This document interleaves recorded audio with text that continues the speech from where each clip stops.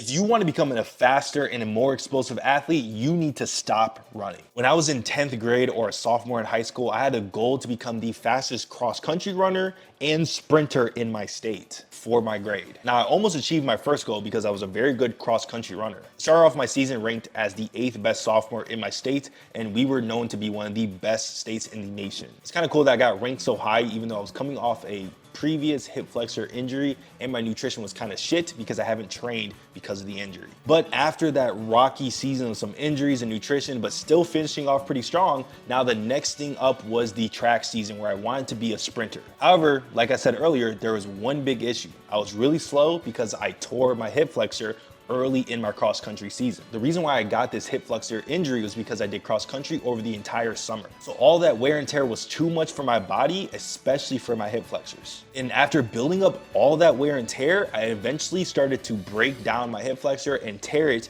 during my season, my sophomore year. And additionally, since cross country is filled with a lot of slow running, I developed a lot of slow twitch muscle fibers. I often hear about 60 to 70% of athletes, especially in the track and field niche, talk about building a base for their sprint speed. This base training usually consists of a lot of long running and a lot of slow lifting. Obviously, the story was 5 to 7 years ago. Now that I'm a strength and conditioning coach and I've been training for some years now, I can tell you why building a base for your sprint speed is a terrible idea and why all the cross country running I was doing on top of trying to sprint faster was one of the worst things I could have ever done. If you listen to the framework I'm about to give you for how much you should be sprinting and running to improve your athleticism, I promise you, you will not be a slow, injured athlete like I was as a sophomore. This breakdown is going to split your training into 3 categories. Acceleration-based work, this also pairs very well with just max vertical jump training. Max velocity work, this also pairs well with 1-foot jump training, and speed endurance sessions. This also pairs well with extensive plyometric training. Now, all 3 of these categories are only gonna be trained 1 time per week, and the volume you're doing is much less than you think. For acceleration-based workouts, it's exactly what you think it is. We're improving our 0 to 10 to 20 yards worth of sprinting.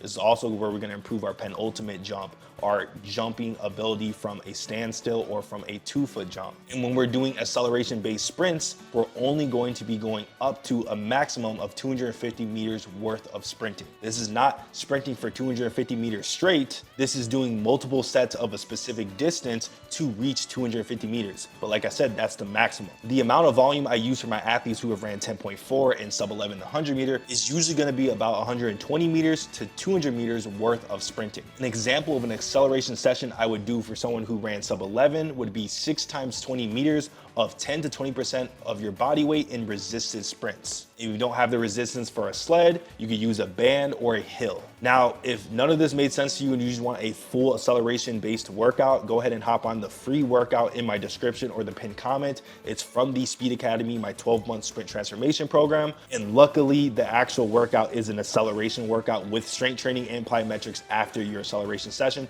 Go check it out and see how it works for you. Now, the next category is going to be max velocity. And when it comes to how much max velocity sprinting we're gonna be doing, this is a lot less than you think. It's usually only gonna be around 80 meters to 150 meters. And obviously the best way to train max velocity is gonna be longer sprints. So it can either be 30 to 40 meter sprints, right? So doing 3 to 4 sets of 40-meter sprints. By the way, I'm saying meters a lot. You can also just use yards. It doesn't really matter. Or an example of what we do in the Speed Academy would usually be a flying 10, where you build up for about 10 to 20 yards and then go maxed out in a vertical position for 10 to 20 yards straight. And the sets and reps we'll do for this is about 8 to 10 sets of one flying 10 with a lot of rests in between every flying 10. I feel like I'm wording this weird. All it is you're doing a flying 10 8 to 10 times with a lot of rests in between every single rep. Obviously, you want to pair these type of workouts with plyometric and posterior chain-based lifting. Now, if you just play basketball or soccer or football, you don't really need this next portion. All you really need is max velocity and acceleration.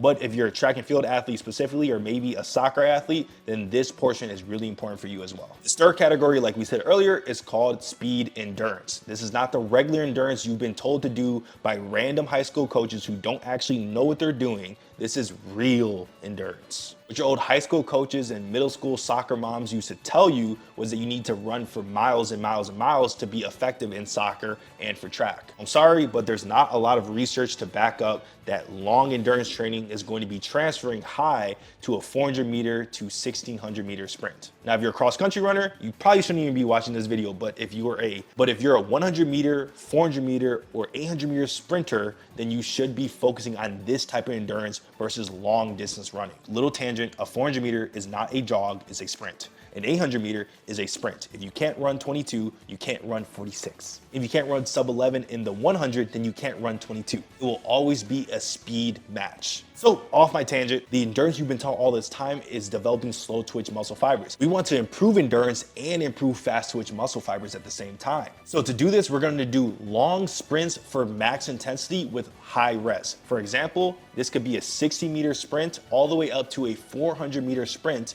with at least 5 to 10 minute rest in between every set. There's no specific volume I would give you, but an example workout we would do in the Speed Academy would be max effort 200 meter sprints, where you sprint a 200 meter at max intensity one time. And then you rest for 5 to 7 minutes so you get all your energy back and you do it again. And then you stop once the time it took you to cover the 200 meters drops off by 1 to 10%. Which all this means is if you're slowing down during the 200 meter by a significant amount, then we're developing slow twitch muscle fibers and we're probably developing the wrong type of endurance. We want to develop speed endurance. So once your time starts dropping off, then just stop. This is how we develop well-rounded speed in my training system called the elastic base training. And none of my training in my elastic base training is going to involve slow aerobic work, which is just jogging or running or swimming for hours and hours and hours, unless you're completely in season or a month or two out of preseason. So like the title of this video probably is, if you want to run faster, you need to stop running so much. If you want to transform your sprint speed and overall explosiveness, improve strength, nutrition, hop on the private Discord we have, get on the Speed Academy right here, and YouTube's gonna suggest you the best video you should watch next.